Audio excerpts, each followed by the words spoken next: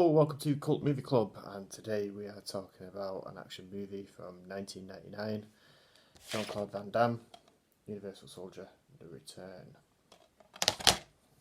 Jean-Claude Van Damme's last theatrical film was made in 1999. He didn't get another theatrical film until 2009, I think, again. JCVD, and that was a small showing anyway. So yeah, kind of derailed his career a little bit, this one. It's not a very good sequel at all to the original Universal Soldier for a number of reasons. The first big reason is the serious lack of Dolph Lundgren in this one, and the serious lack of a plot. This was directed by Mick Rogers, who this is his only directorial movie. Everything else seems to be second unit. So the plot basically is it's again another Universal Soldier program, which this time Jean-Claude is part of, which is unbelievable for a start after the events of the first film. And this is not the same Luke Devereaux from Universal Soldier. This is like Van Damme. I don't know, like out of Double Impact. It's not the same character that was in the first film. So again, that's another why moment. It never kind of really fleshes that out as to why he's now helping out in this program. Why it never really discusses it.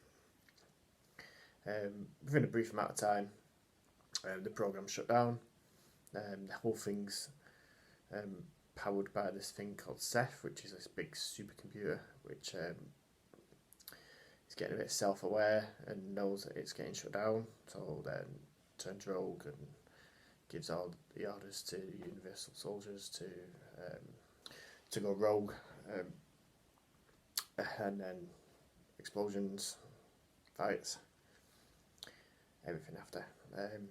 Problem is the action it's alright.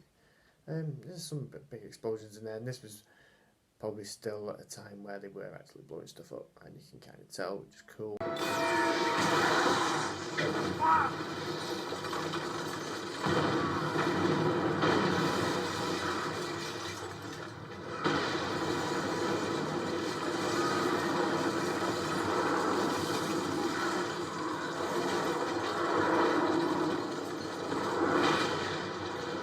Van Damme, this wasn't, he'd had a string of so-so films up to this point, some of which I'm a fan of. Double Team, Knockoff, I think they're great films, but were totally panned when they were released. This kind of follows them, so he was already in a patchy path, and this was just nail in the coffin. But there was so much they could have done, and they did. In 2010, they did another proper sequel, which just totally ignores this film, probably for the best, really. And that was great. That was a great film, it's just I'm just not sure what the ideas were going into this, what they were thinking, really. For a cheap late night action movie, yeah, it's alright. But for a sequel to, a really good 90s action movie, it's a fail, really. Another thing that gets me in this is the soundtrack. A lot of the action scenes, there is this really loud heavy metal soundtrack, which, I wouldn't be normally an issue for me, but it just doesn't suit.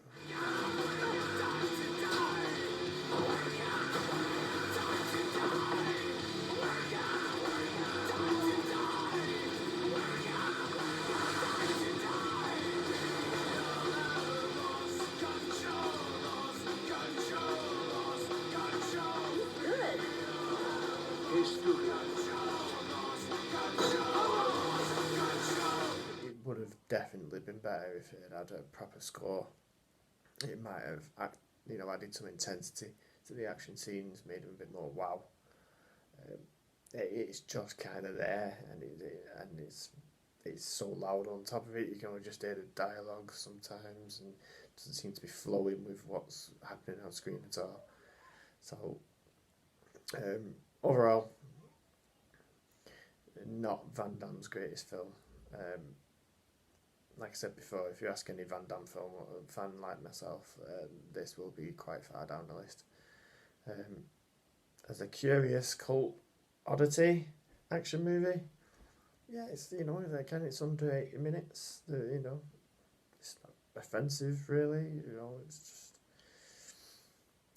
I'll leave it with you. The only way is to blow them up and hope the pieces don't keep fighting us.